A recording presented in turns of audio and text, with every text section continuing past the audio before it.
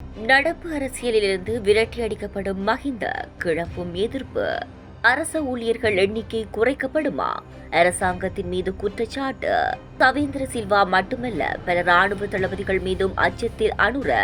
சிறைச்சாலைகளில் பாதாள உலக செயற்பாடு. ஜனாதிபதி விடுத்துள்ள பணிப்புரை. நாட்டை ஆபத்திலிருந்து மீட்க தயார் நிலையில் ரணில். நீக்கப்பட்டுள்ள ராணுவ அரண்கள். அனுரவின் பாதுகாப்பு தொடர்பில் அம்பிட்டியவின் கடுமையான எச்சரிக்கை. அரசாங்கம் நாட்டு மக்களுக்கு வழங்கியுள்ள உறுதிமொழி. அடுத்த வருடம் பிரித்தானியா செல்லவுள்ளோருக்கு விடுக்கப்பட்டுள்ள முக்கிய அறிவித்தல். மஹிந்த ராஜபக்சவை நடப்பு அரசியலிருந்து அகற்றும் முயற்சி இடம்பெற்று வருவதாக ஸ்ரீலங்கா பொதுஜன பெரமுனவின் பொதுச் செயலாளரும் முன்னாள் நாடாளுமன்ற உறுப்பினருமான சாகர காரியவசம் தெரிவித்துள்ளார்.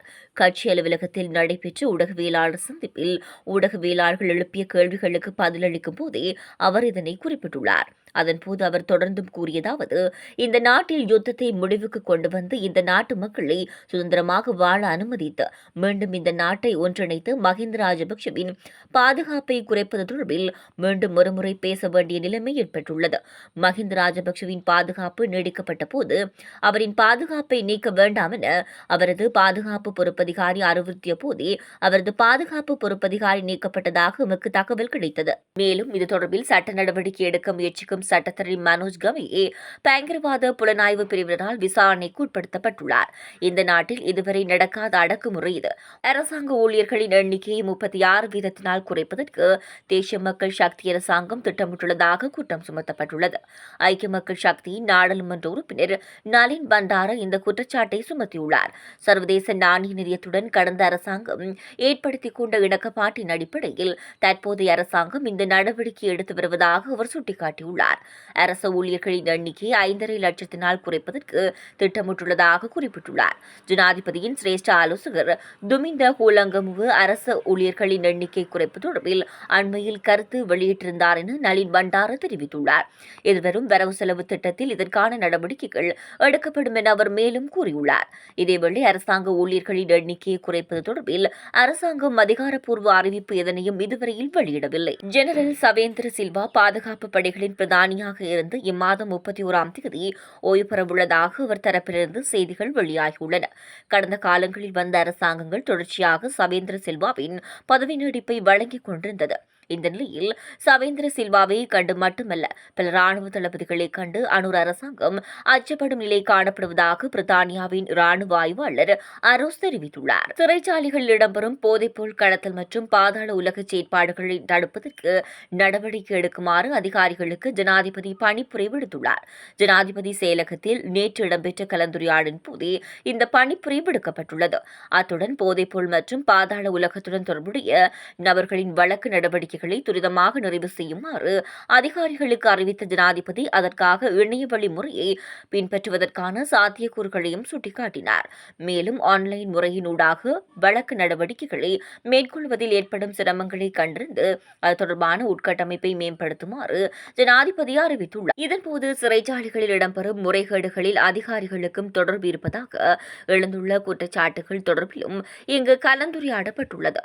அத்துடன் இதனுடன் தொடர்புள்ள அதிகாரிகளுக்கு நிறுவன மட்டத்திலான ஒழுக்காற்று நடைமுறைகளுக்கு அப்பால் சட்ட நடவடிக்கை எடுக்குமாறு சம்பந்தப்பட்ட அதிகாரிகளுக்கு ஜனாதிபதி ஆலோசனை வழங்கியுள்ளார். இலங்கைக்கு ஆபத்து ஏற்பட்டால் அதிலிருந்து மீட்பதற்கு முன்னாள் ஜனாதிபதி ரணில் விக்ரமசிங்கே ஆயத்தமாக இருக்கிறார் என முன்னாள் அமைச்சர் வஜ்ர அபேவர்தன தெரிவித்துள்ளார். அனுபவம் இல்லாதவர்களிடம் நாட்டை ஒப்படைக்க மக்கள் எடுத்த தீர்மானத்தினால் இன்று அவர்கள் பெரும் நெருக்கடி நிலையை எதிர்நோக்கி வருவதாக அவர் தெரிவித்துள்ளார். அரசாங்கத்தினால் தேர்வு வழங்கப்பட முடியாது காணப்படும் அரிசி மற்றும் தேங்காய் தட்டுப்பாடு பிரச்சினைகள் முன்னாள் ஜனாதிபதி ரணில் விக்ரமசிங்கே ஆட்சியில் இருந்தபோது இருக்கவில்லை என அவர் குறிப்பிட்டுள்ளார். அந்த காலத்தில் அரிசிக்கான தட்டுப்பாடு இருக்கவில்லை எனவும் இலவசமாக மக்களுக்கு 20 கிலோகிராம் எடையுடைய அரிசி விநியோகம் செய்யப்பட்டதாக தெரிவித்துள்ளார். இவ்வாறு பல ஆயிரம் கணக்கான தொன் எடையுடைய அரிசி விநியோகம் செய்யப்பட்டதாகவும் வஜ்ர அபேவர்தன தெரிவித்துள்ளார். இலங்கை ஆபத்து ஏற்பட்டால் அதிகாரம் இருந்தாலும் அதிகாரம் இல்லை என்றாலும் உதவுவதற்கு ரணில் தயாராக இருப்பதாக அவர் குறிப்பிட்டுள்ளார். வடக்கு கிழக்கில் உள்ள சில ராணுவ பாதுகாப்பு அரண்கள் நீக்கப்பட்டுள்ளன என்றாலும் இவ்வாறு வழங்கப்பட்டுள்ள சுதந்திரத்தை தவறாக பயன்படுத்தி சூழ்ச்சி நடக்கலாம் என அம்பிட்டிய சுமணரத்ன தேரர் எச்சரித்துள்ளார். இது தொடர்பில் ஊடகங்களிடம் அவர் மேலும் கூறியதாவது, மஹிந்த ராஜபக்ஷ ஆட்சி காலத்தில்தான் நந்தி கடலில் போர் முடிவுக்கு கொண்டுவரப்பட்டது.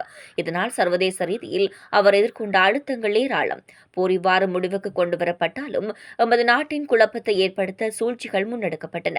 உயிர்த்த ஞாயிறு தின தாக்குதல் சம்பவம் கூட இதன் ஒரு அங்கம்தான். ஆட்சி மாற்றம் ஏற்பட்டு விட்டதால் மஹிந்தவுக்கு பாதுகாப்பு அச்சுறுத்தல் இல்லை என்று எவராலும் கூற முடியாது. எனவே மஹிந்தவை பாதுகாக்க வேண்டியது எமது இனத்தின் கடப்பாடாகும். 76 ஆண்டுகால சாபத்துக்கு முடிவு கட்டத்தான் அனுரவை ஜனாதிபதியாக்கினார்கள். எனவே அவரின் பாதுகாப்பையும் உறுதிப்படுத்த வேண்டும். ஜனாதிபதி மாளிகை பகுதியில் உள்ள வீதிகளில் இருந்த பாதுகாப்பு நீக்கப்பட்டதன் நோக்கம் என்ன? யாழ்ப்பாணம், வவுனியா மற்றும் மட்டக்களப்பு பகுதிகளில் இருந்த ராணுவ பாதுகாப்பு அரண்கள் நீக்கப்பட்டுள்ளன. இவ்வாறு வழங்கப்பட்டுள்ள சுதந்திரத்தை சிலர் தவறாக பயன்படுத்தி சூழ்ச்சி செய்கின்றன என்பது பற்றி பாதுகாப்பு தரப்பினர் விழிப்பாக இருக்க வேண்டும். எனில் புலிகள் காடு மாறினாலும் அதன் உடலில் உள்ள புள்ளிகள் மாறாது என்பார்கள். ஜனாதிபதி செயலக வீதிகளை திறக்க முடியும் என்றால் திவுலப்பத்தான வீதியை ஏன் திறக்க முடியாது என்றும் அம்பிட்டிய சுமணரத்ன தேரர் கேள்வி எழுப்பியுள்ளார். 3 மாதங்களில் நாட்டை ஸ்திரப்படுத்த முடிந்துள்ளது என சுகாதார அமைச்சர் நலிந்த ஜெயதிச தெரிவித்துள்ளார். இடைநிறுத்தப்பட்டுள்ள வெளிநாட்டு திட்டங்கள் மீண்டும் ஆரம்பிக்கப்படுவதாகவும் புதிய முதலீடுகள் நாட்டுக்குள் கொண்டுவரப்படும் எனவும் அவர் தெரிவித்துள்ளார். இடைநிறுத்தப்பட்டுள்ள வெளிநாட்டு திட்டங்கள் மீண்டும் ஆரம்பிக்கப்படுவதாகவும் புதிய முதலீடுகள் நாட்டுக்குள் கொண்டுவரப்படும் எனவும் அவர் தெரிவித்துள்ளார். களுத்துறை மாவட்ட நாடாளுமன்ற இணைப்புக் குழுவின் தலைவர் பதவியின் கடமைகளை பொறுப்பேற்றுக் கொண்டதன் பின்னர் ஊடகங்களிடம் கருத்து வெளியிட்ட போது அவர் இதனை தெரிவித்துள்ளார். நாட்டை ஸ்திரப்படுத்துவதற்கான நடவடிக்கைகள் தொடர்ந்து முன்னெடுக்கப்பட்டு வருவதாக அவர் குறிப்பிட்டுள்ளார்.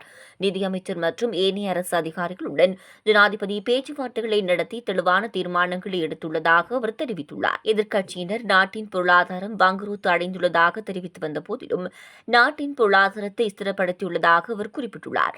உள்நாட்டு வெளிநாட்டு முதலீட்டாளர்கள் நாட்டின் மீது நம்பிக்கை கொண்டுள்ளதாகவும் பங்குச்சந்தை திடீர் வளர்ச்சியை பதிவு செய்துள்ளதாகவும் நலிந்த ஜெயதிச தெரிவித்துள்ளார். ஐரோப்பிய கடவுச்சீட்டு வைத்திருப்போர் 2025 ஆண்டு ஏப்ரல் 2 முதல் பிரித்தானியாவுக்குள் நுழைவதற்கு முன் அனுமதி பெற வேண்டும் என தெரிவிக்கப்பட்டுள்ளது. அதாவது குறித்த திகதியிலிருந்து மின்னணு பயண அங்கீகாரம் எனும் இலங்கையில் உள்ள நடைமுறையை பிரித்தானியாவும் மேற்கொள்ள உள்ளதாக தகவல்கள் வெளியாகியுள்ளன. அதேவேளை பிரித்தானியாவுக்குள் நுழைவது மாத்திரமின்றி அந்நாட்டு வழியாக வேறொரு நாட்டிற்கு டிரான்சிட் மூலம் செல்வதற்கு முன்னனுமதி பெற வேண்டும். நடைமுறையானது அமெரிக்கா, கனடா மற்றும் ஆஸ்திரேலியா ஆகிய நாட்டு பிரஜைகளுக்கு எதிர்வரும் ஜனவரி 8 முதல் ஆரம்பமாகிறது. இந்நிலையில் இது தொடர்பில் அந்நாட்டின் உத்தியோகபூர்வ இணையதளங்களில் தகவல்களையும் அனுமதிக்கான விண்ணப்பங்களையும் பெற்றுக் கொள்ளலாம் என தெரிவிக்கப்பட்டுள்ளது.